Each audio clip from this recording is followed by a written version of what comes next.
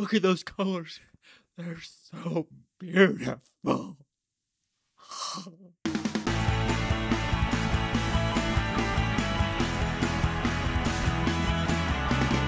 Color Out of Space stars Nicolas Cage and is an H.P. Lovecraft story, which, by the way, this Lovecraft story is very, very short.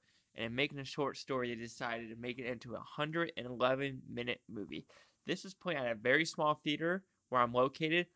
One showing at 6:45 at night. I said, you know what? I got to see it because it's now on demand. I mean, yes, it comes out on Blu-ray and 4K in next month. But let's go watch it because it's it's a Nicolas Cage movie. So what is it about? Pretty simple. A meteor comes down. Purple, pink, crazy colors, pastel, interesting colors, comes down with this meteor. But in doing so, family goes crazy. Tommy Chong's character goes crazy, as well as a hydrologist who is now testing the water, but is that part of the story. So what do I like about this movie? It is weird. It is weird. And I kind of like that story, that aspect of it. There is some CGI in this movie, which is the fault, but there's a lot of practical effects, and I do like that about this movie. There are a lot of weird Nicolas Cage moments because he'd be like, hey, daughter, I'm so sorry. And he would be like, no, you got to get away from me. I'm sorry, daughter. It's like, what are we doing? But, yeah, so interesting stories there, but Nicolas Cage is Nicolas Cage's movie, and I do like that. The story dynamic of the family is strong and powerful that you believe that they're a family of what they're going through and they're going through it together. It looks fantastic. I do love the colors in this movie, how it looks. Of course, CGI, it is a small budget, so it's not going to look that good. But I like the setting. I like the dynamic. I like the story. Yes and no with the story. I do like the characters. They're all believable what is happening. But what is happening is also the very, very just weirdness of it. You have morphine characters. You have just a daughter who is into the devil that's doing just weird stuff. Like, it's just a lot of weird character choices that you're just like, I believe you're a family, but some of these choices we're making, it's a little too weird for this person right here. But yeah, Nicolas Cage, the father, he has to do some stuff. It's the mother and the child. You know something's gonna happen to them, and when it happens, oof, yeah. I understand why some people are upset with how the family reacts when some stuff happens, but I mean, yes and no, that yes, some weird stuff's happening, but they're going through this time warp together, so they don't know what they're seeing is true or not. So yes and no for that fault, but I'm not going to put a fault to this movie. I'm just putting a fault to this movie because it's so damn weird, and it really doesn't explain, like, the hydrologist, he's the one kind of narrating the story. He's in it, testing the water of what's happening in this part, this part of America on the East Coast. But the hydrologists, they don't really explain, yeah, the water's contaminated, but is it contaminated because of the meteor? Was it before? Because they've been drinking this water forever.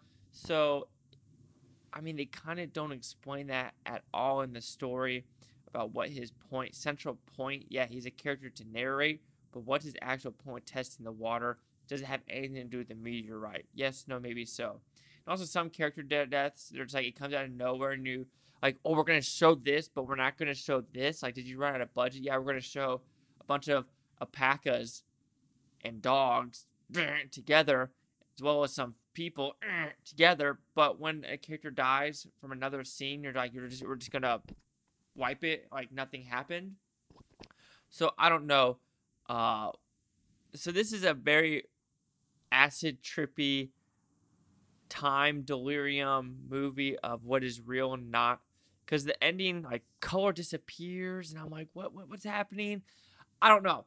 It's a movie where I would have to watch again to see what the themes and stories. I would like to see some special features. I don't know a lot about H.P. Lovecraft.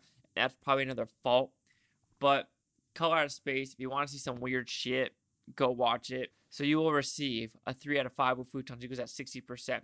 So see the critics' news scores gave this film. So you have critics in 84% with 128 of them, and the audience score is 79, so that's pretty positive, with 56, only 56 on. Here's critic consensus.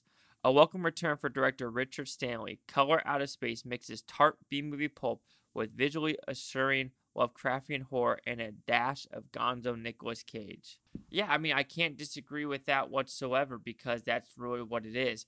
but it is so weird, so odd that I'm down for weird, crazy, different stuff. But some of the stuff in this movie, like, it just happens, and I understand it happens because of this meteor.